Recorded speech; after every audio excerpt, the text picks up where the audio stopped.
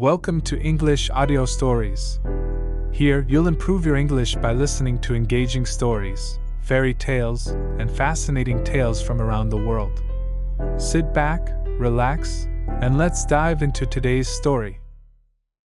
For Sherlock Holmes, there was only one woman in the world. He did not love her because he never loved women. But after their meeting, he never forgot her.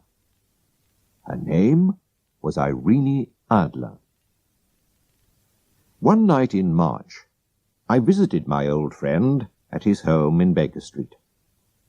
I was married by now, so I did not often see him. "Come in, Watson," he said. "Sit down. I'm happy to see you because I've got something to show you. What do you think of this? It arrived in the last post." It was a letter with no date, name, or address. It said, "Tonight someone will visit you to talk about some very secret business. You have helped other important people, and you can, we hope, help us. Be in your room at 7:45 p.m. "The paper. What do you think about the paper?" asked Holmes. I tried to think like Holmes. "It's expensive, so this person is rich. It's strange paper. Yes, it's not English. If you look at it in the light, you can see that it was made in Bohemia. And a German, I think, wrote the letter. Ah, here comes our man now." We could hear the horses in the street. "Shall I leave, Holmes?" I asked. No, I need your help." "This will be interesting," my friend answered. There was a knock at the door. "Come in," called Holmes. A tall, strong man came into the room. He was wearing expensive clothes and a mask over his face. "You can call me Count von Kram. I come from Bohemia," he said. "My business is most important. Before I tell you about it, do you agree to keep it a secret?" "I do," we said together. "A very important person who belongs to a royal family has sent me to ask for your help," he went on. "I wear a mask because nobody must know who that person is. I must explain how important this business is. If you cannot help, there will be difficulty and trouble for one of the most important families in Europe. And perhaps a very big scandal. I am talking about the famous House of Ormstein, kings of Bohemia." "I know, Your Majesty," said Holmes. He quietly smoked his cigarette. The man jumped up from his chair. "What?" he cried. "How do you know who I am?" Then he pulled the mask off his face and threw it on the ground. "You are right. Why do I hide it? I am the king. I am Wilhelm von Ormstein, king of Bohemia. I came to see you myself, because I could not ask another person to tell my story. It must be a secret. You understand?" "Very well. Go on," said Holmes.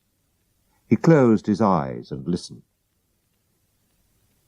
5 years ago, I met a woman called Irene Adler. We... "Ah," said Holmes. "Irene Adler, born in 1850, singer, lives in London. A very beautiful woman, I hear." He looked at the king. You and she... You loved her for a while, and then left her. But before you left her, you wrote her some letters, perhaps. And now you want to get these letters back. That's right. Did you marry her? No. If she asks you for money and shows you the letters, you can say that you didn't write them. But, Mr. Holmes, she also has my photograph. You can say that you didn't give her a photograph. We were both in the photograph. Oh, dear. That was a mistake, Your Majesty. I know. I was stupid. But I was very young. You must get the photograph back. Can you steal it from her house? I have tried 5 times. But my men couldn't find it. What can I do? Holmes laughed. This is very interesting. What does she plan to do with the photograph? Soon I am going to marry Clotilde Lottmann von Saxe-Meiningen, daughter of the King of Scandinavia. You know, of course, that we are 2 of the most important royal families in Europe. Clotilde will never marry me if she learns that I have been a friend of Irene Adler. You do not know Irene Adler. She's a beautiful woman, but she can be as hard as a man. She was angry when I left her, and so she doesn't want me to marry another woman. I know that she will send this photograph to the Saxe-Meiningen family.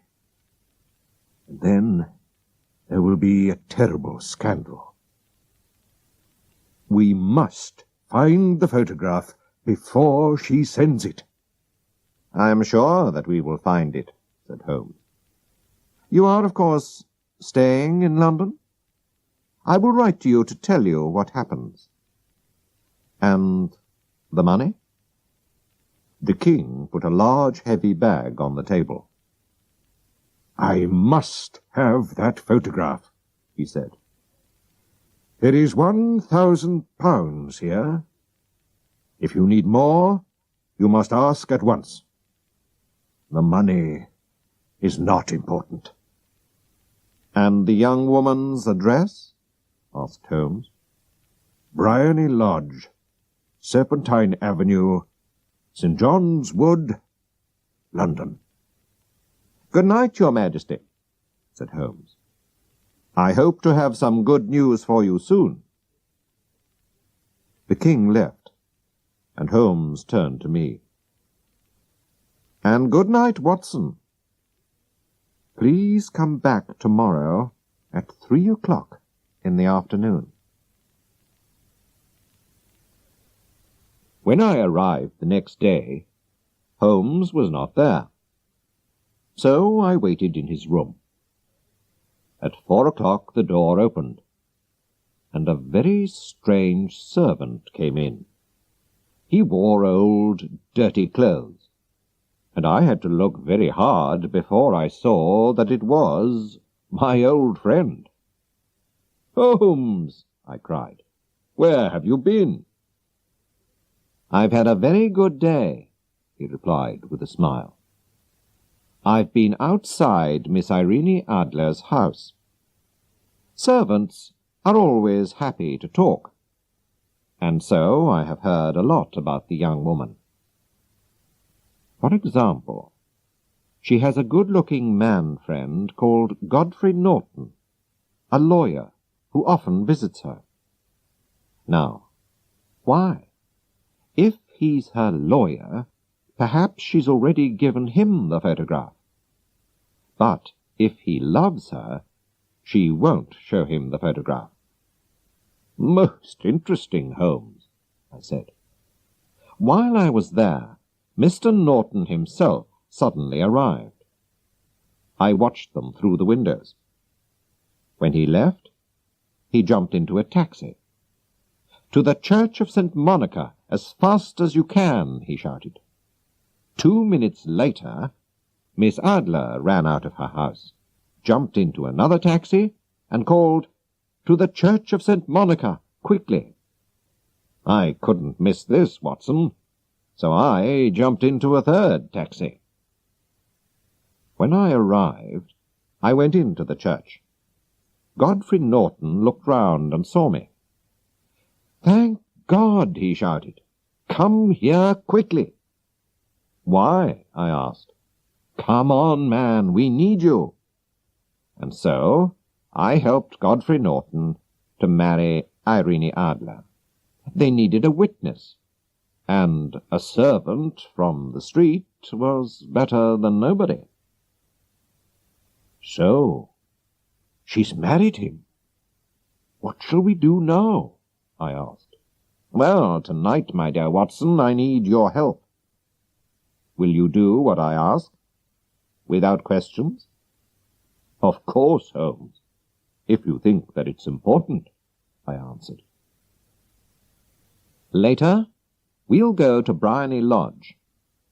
Irene Adler, or Irene Norton, will arrive home at 7 o'clock, and she will ask me to go into the house.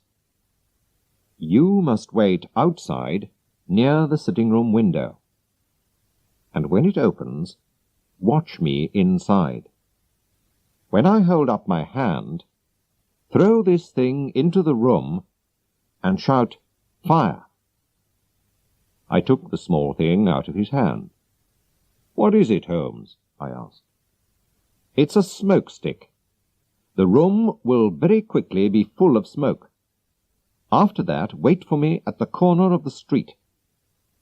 "Right. I'll do what you want," I said. That evening Holmes again wore different clothes, and a large black hat. But it was not just the clothes that were different. He changed his face, his hair, everything. He was a different man. We walked together to Serpentine Avenue. Outside the house there were a lot of people who were smoking, laughing, and talking. Holmes and I walked up and down in front of the house. "You see," said Holmes to me, "I think she doesn't want her new husband to see the photograph." "But where is it?" "At her bank?"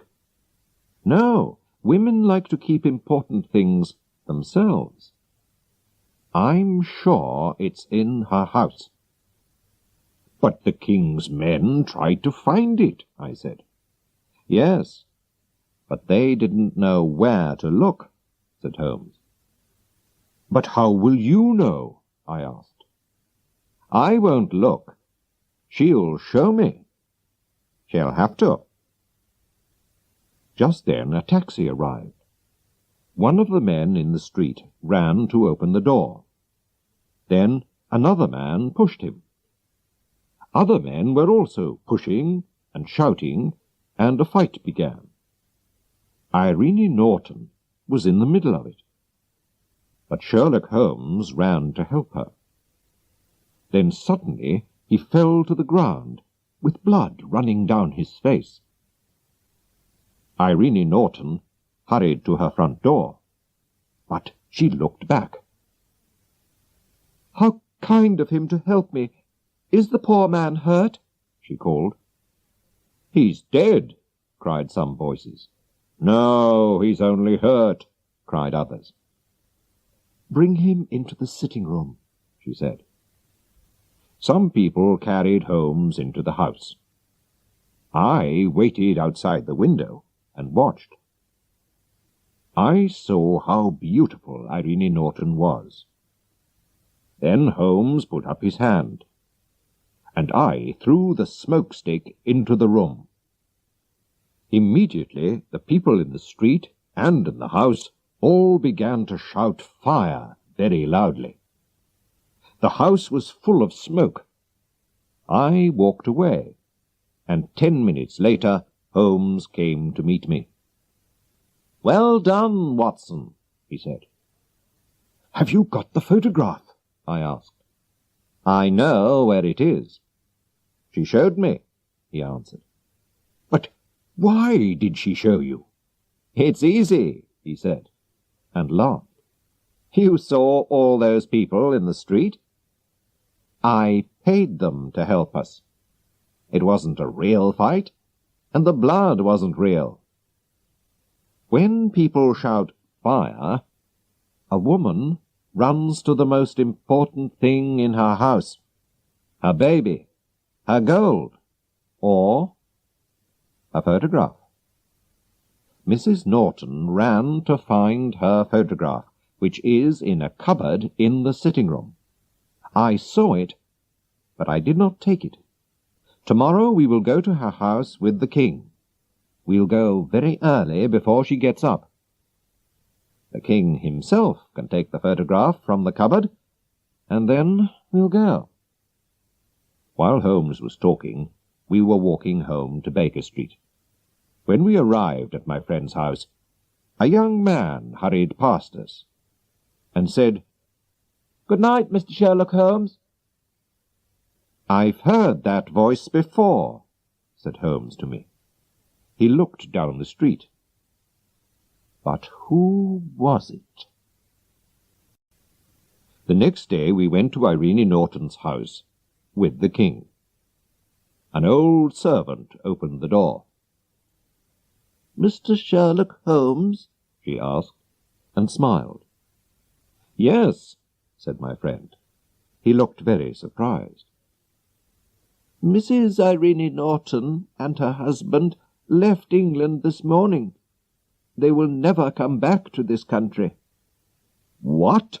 cried Holmes, his face white and angry. "And what about the photograph?" cried the king. We all hurried into the sitting-room. Holmes ran to the cupboard and opened it. Inside was a photograph, not of Irene Adler and the king, but of the beautiful Irene alone. There was also a letter for Sherlock Holmes. We all read it together. "My dear Mr. Sherlock Holmes, you did it very well. I thought that it was a real fire, and that you were just a kind old man. But after I opened the cupboard, I began to think. I knew about the famous Sherlock Holmes. I knew your address, and I knew that the king asked you to find the photograph. So I quickly dressed as a young man and followed you home to Baker Street. I wanted to find out if you really were Sherlock Holmes. I said good night to you outside your door. My husband and I have decided to leave England. Please tell the king that I shall not show the photograph to anybody. I love my husband, and he loves me, and he is a better man than the king. But here is a different photograph, and the king can keep this photograph if he likes. Irene Norton." "What a woman!" cried the king. "Why didn't I marry her? What a woman!" "A very, very clever woman," said Sherlock Holmes coldly. "I am sorry, Your Majesty, that this business has not finished well." "No, no," said the king.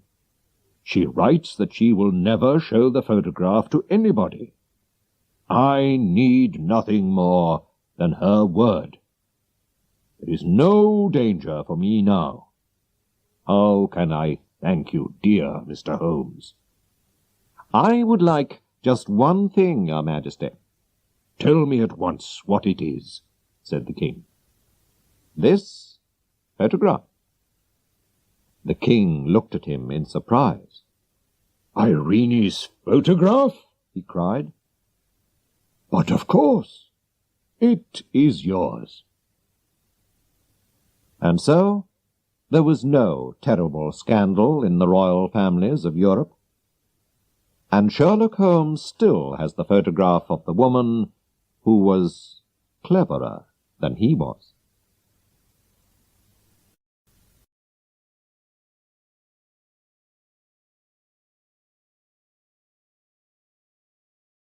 Thank you for listening. If you enjoyed this story, don't forget to like, subscribe, and hit the notification bell so you won't miss the next one. See you in the next story.